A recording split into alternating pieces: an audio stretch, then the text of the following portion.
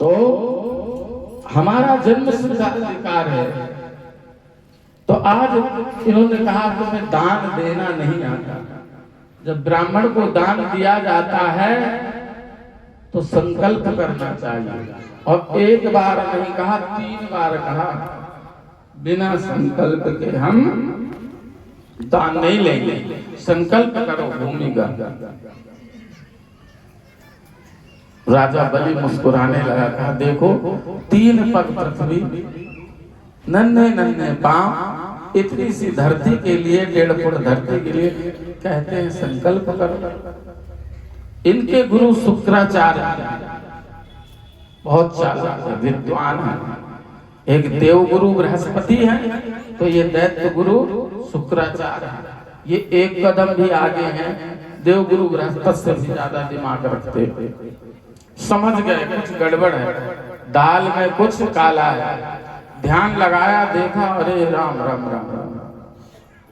शिष्य से कहा रुको रुको, ये कोई बामन नहीं, तिरपन नहीं, ये साक्षात पर ब्रह्म परमात्मा विष्णु है।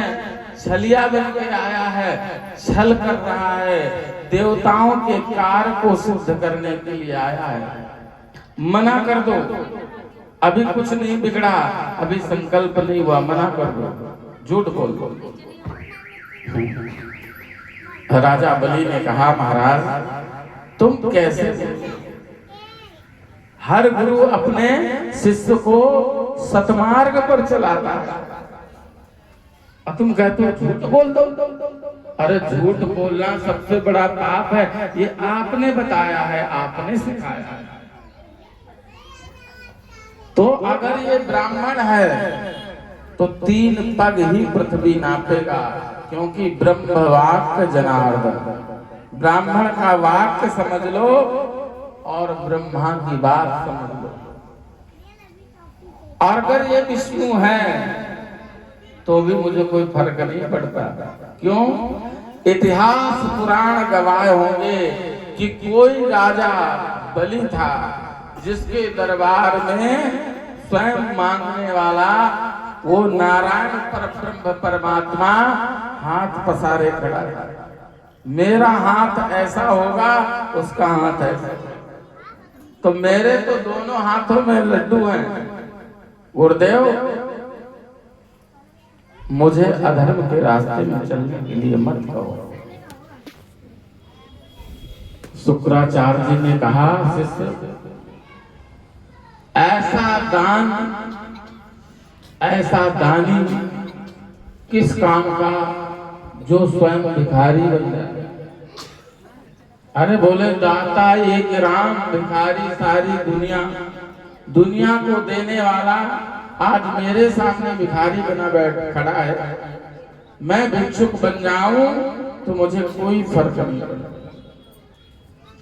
तो शुक्राचार्य जी ने कुछ जगह बताई, कहा इन जगहों में अगर झूठ बोल दिया जाए तो झूठ बोलने में दोष नहीं लगता। वो कौन कौन सी जगह है? स्त्रीषु नर्म विवाहे च वृत्यर्थे प्राण संकटे गो ब्राह्मणार्थे हिंसायाम नामृतम साज्यो गुप्सितम। यानी स्त्री का विवाह, किसी कन्या का विवाह करवाना, अगर आपके झूठ बोलने से उस बेटी का घर बस रहा हो तो आप झूठ बोल दे, आपको पाप नहीं लगेगा। स्त्री नर्म विवाहे चा प्रत्यर्थे प्राण संकटे।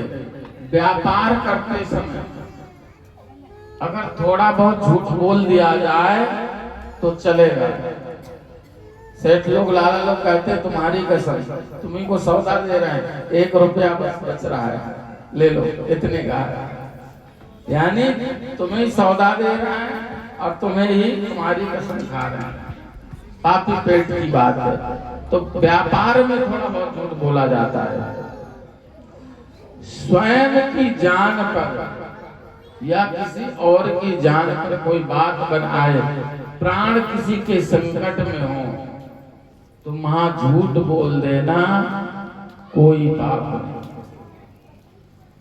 गौ हिंसा अर्थ गौ की हिंसा हो रही है, कोई कसाई गाय को मारने के लिए तलवार लेके पीछा कर रहा हो, आपसे पूछे गाय कहाँ गई, आपने देखा था पूरब में गई है, आप कह दो पश्चिम में गई है, झूठ बोल जाओ, वहां भी कोई दोष नहीं है। और छठवीं जगह कौन सी है? स्त्रियों से विनोद में, हास परिहास में, राज की बात छुपाने में। माताओं से यदि पुरुष भाई झूठ बोल जाए तो दोष नहीं लगता। पर ये ध्यान दें, मैं पुरुषों को सर्टिफिकेट नहीं दे रहा हूं यहां से बैठ के कि आप झूठ बोले, पर माताओं को श्राप लगा है, इसलिए पुरुषों के लिए यहाँ छूट दी गई है कि कोई राज की, कोई भेद की बात हो तो नहीं बताना चाहिए, छुपा जाना चाहिए। क्यों? माताओं के पेट में 2.5 सेर अनाज पचाने की क्षमता तो है, पर 2.5 ग्राम की बात वो पचा नहीं सकती, क्योंकि राजा युधिष्ठिर का श्राप लगा था।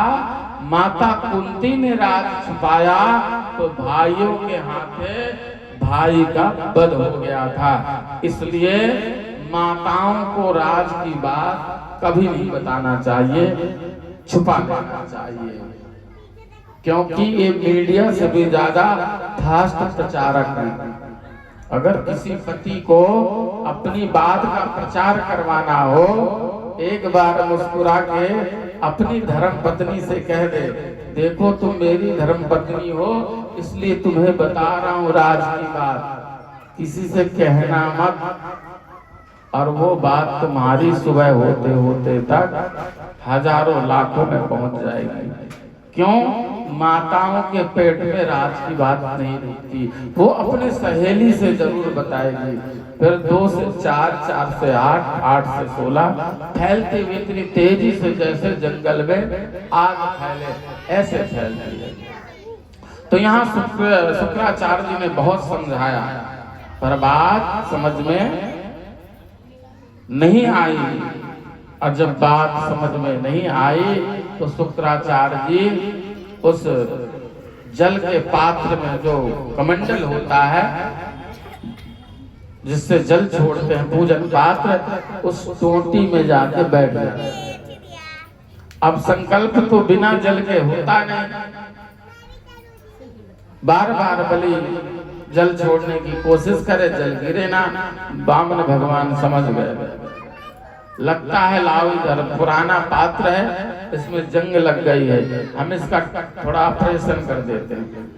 आगे लाए, जो कुसा था संकल्प वाला वही छेद में डाल दिया, तो शुक्राचार्य जी की एक आंख पधार गई। बोली वृंदावन बिहारी की जय। भगवान ने शिक्षा दिया, उपदेश दिया, दान देते समय किसी को रोकना नहीं चाहिए।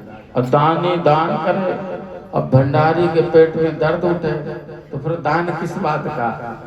यानी समदृष्टि होनी चाहिए। इसलिए भगवान ने एक आंख उनकी गोविंदाय नमो नमः कर दिया। अगर कोई तुमसे सलाह मांगे, किसी को दान देना है, तो तुम्हें बढ़ चढ़ के उदार मना होगे, ये कहना चाहिए फालतू दो, कटौती नहीं करवाना चाहिए। अब आजकल तो मुखिया बना दिया जाए तो मुखिया सबसे ज्यादा कटौती करता है। वो जानता है ज्यादा दान करवाऊंगा तो इसका भला हो जाएगा, और इसका भला कौन चाहता है? मैं तो अपना भला चाहता हूँ। हम तो अपने दुख से दुखी नहीं हैं, दूसरे के सुख से सुखी हैं। इसलिए आज दान का संकल्प परिपूर्ण हुआ, उतने में तुरंत भगवान ने विराट रूप बना दिया। राजा बलि ने जैसे प्रणाम किया संकल्प करके, तो नजर से नजर नहीं मिल रही, देखा महाराज विशाल विराट रूप। कहा बलि संकल्प पूर्ण हुआ, अब बताओ कहाँ 3 पगना? एक पैर में अतल वितल सुतल तलातल रसातल पाताल लोक तक नाप लिया। दूसरे पैर से भू भुआ मां जना तपा, सत्यम सत्य लोक तक ब्रह्मलोक तक पैर पहुंच गया।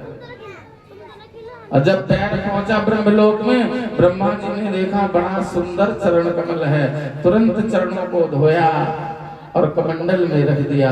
वही विष्णुपति गंगा महारानी बनी। बोली गंगा महारानी की जय।